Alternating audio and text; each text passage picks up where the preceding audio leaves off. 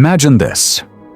You are sitting in a room filled with voices competing for attention, each person trying to outshine the others with their intellect, their wit, their volume. You have something valuable to contribute, but every time you open your mouth, someone cuts you off. You feel your power diminishing with each interrupted thought, each ignored insight. Your presence becomes smaller, insignificant, until you wonder if you're even there at all. Have you ever left a conversation feeling emptier than when you entered it? As if each word you managed to squeeze in only confirmed your powerlessness? Perhaps you've been taught that to be heard, you must speak louder. That to be respected, you must constantly assert yourself. That to be valued, you must continuously prove your worth through an endless stream of words. But what if everything you've been told about power is fundamentally wrong? What if the most powerful person in any room isn't the one who speaks the most, but the one who speaks the least? This paradox has been hiding in plain sight throughout human history, from the silent strength of Marcus Aurelius to the calculated pauses of Steve Jobs, from the measured responses of Angela Merkel to the enigmatic presence of Keanu Reeves. What do they all understand that most of us have forgotten? They understand that true power lies not in constant expression, but in strategic absence. Let's dive into the psychological architecture of this truth and discover why your silence might be the most commanding presence you possess. The illusion of verbal dominance. Why do we feel such a desperate need to fill every moment of silence? To respond to every criticism? To defend against every perceived attack? The answer lies in our most primitive psychology. Deep in the recesses of our limbic system, we equate silence with vulnerability, with death. Our ancestors who spoke up in the tribe survived. Those who remained silent were forgotten, or so we believe. But this is a biological illusion, a misreading of our own evolutionary programming. Have you ever noticed how the person who speaks the most in a meeting is rarely the one with the most power? The CEO doesn't need to dominate the conversation. Their position speaks for them. Research from Harvard Business School found that executives who spoke less but more deliberately were perceived as having 40% more authority than their more talkative counterparts. The study revealed that measured silence was interpreted as confidence, while excessive explanation was read as insecurity. This brings us to our first principle. Reactive speech reveals insecurity. Every time you rush to explain yourself, to justify your positions, to prove your worth through words, you unknowingly signal to everyone around you that you need their validation. And nothing diminishes power faster than the appearance of needing it. The psychology of discomfort. When you choose silence in a moment others expect speech, something fascinating happens in the human mind. The amygdala, our brain's threat detection center, activates. Silence creates discomfort, uncertainty, fear. Have you ever noticed how quickly people will try to fill a silent pause in conversation? How they'll often reveal more than they intended simply to escape the tension of that unoccupied space. In 1962, anthropologist Edward T. Hall discovered what he called proxemic stress, the psychological discomfort created by unexpected spatial or temporal emptiness. This same principle applies to conversation. Your silence creates a void that others feel compelled to fill, often to their detriment. Sigmund Freud understood this when he developed the rule of abstinence in psychoanalysis. By remaining silent, the analyst creates a projection screen for the patient's unconscious material to emerge.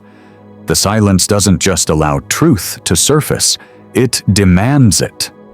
What does this mean for you? It means that when you remain silent in the face of accusation, interruption, or challenge, You're not displaying weakness. You're deploying a sophisticated psychological trigger that forces others to confront themselves. This is our second principle. Strategic silence creates involuntary self-revelation in others.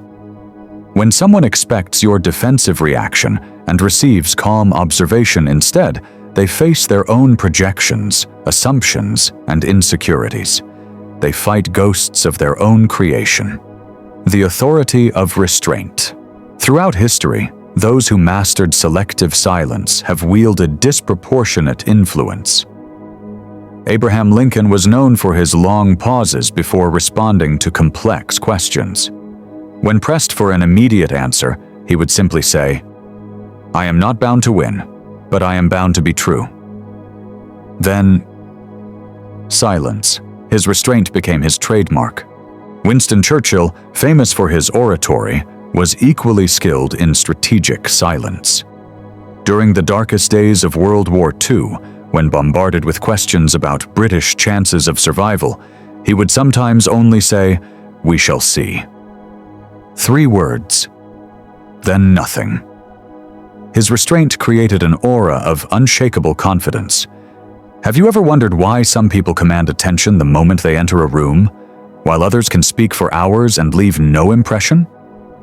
The answer lies in our third principle. Power is perceived in proportion to restraint.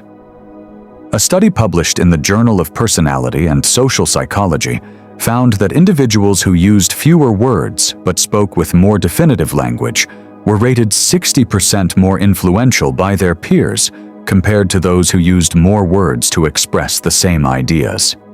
The economy of expression directly correlated with perceived authority. The unbearable mirror. But there's something deeper happening when you choose silence over reactivity. Something that explains why your silence makes certain people so uncomfortable. When you refuse to react, you become a mirror. You reflect back to others the emotional content they're projecting. Without your reaction to focus on, they're forced to confront their own intentions, their own tactics, their own insecurities.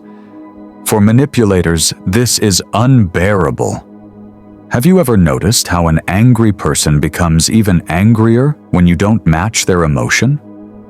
How a manipulator becomes increasingly desperate when you don't engage with their tactics? This is because your silence denies them the emotional exchange they need. It forces them to hold their own emotional energy rather than transferring it to you. Psychologists call this projection reclaiming. When one person refuses to accept the emotional state, another is attempting to transfer. The projector must then either escalate to absurdity, revealing their true intentions, or withdraw, conceding your superior position. This leads us to our fourth principle. Silence forces others to carry the weight of their own emotional projections.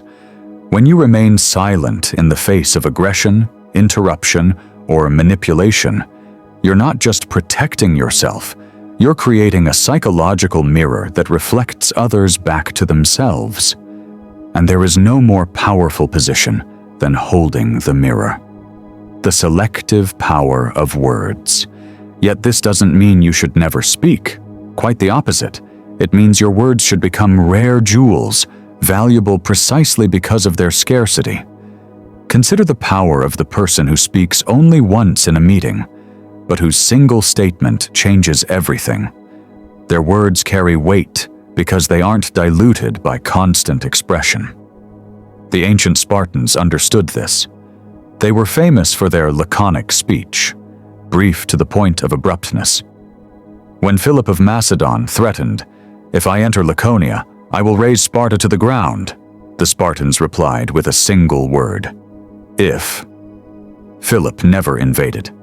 What would your words mean if you used them with such precision? If you spoke only when necessary and with absolute conviction?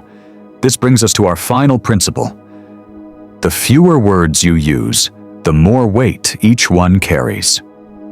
Research in communication theory shows that speakers who use 30% fewer words than average in group settings are interrupted 60% less frequently. Their contributions are perceived as more valuable precisely because they are more selective with them. The practice of presence. Understanding these principles is only the beginning. Implementing them requires practice, a conscious rewiring of your most basic social instincts. Start small. In your next challenging conversation, when you feel that familiar urge to defend, explain, or prove yourself, pause. Take 3 seconds longer than feels comfortable before responding. Notice how this small space changes the dynamic. Then graduate to selective engagement. Not every accusation requires defense. Not every question deserves an answer. Not every comment warrants acknowledgement. Ask yourself, is responding to this advancing my purpose or merely satisfying my ego's need to be right? Choose your battlegrounds with extreme prejudice. The person who responds to everything controls nothing. The person who responds selectively controls the entire interaction. Practice observational silence. When others speak, don't just wait for your turn. Truly listen. Watch their body language. Notice their emotional state.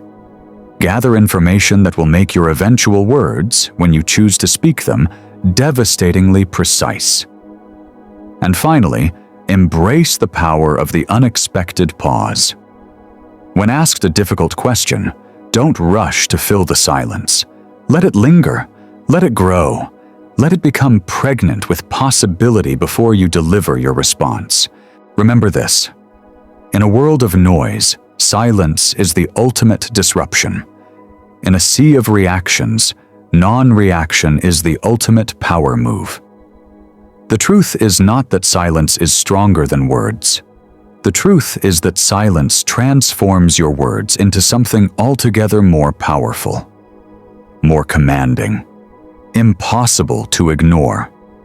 So the next time you find yourself in that room full of competing voices, remember, you don't need to speak louder. You need to speak less. You don't need to fight for space. You need to create it through your presence. Your power has never been in your words. It has always been in your presence. And sometimes, the most powerful presence is the space where words could be, but deliberately aren't. If this resonates with you, type, "I embrace the power of selective silence" in the comments. Not just to let me know you watched until the end, but as a commitment to yourself that you're ready to step into this new form of power. The noisy seek attention. The powerful command it, often without saying a word.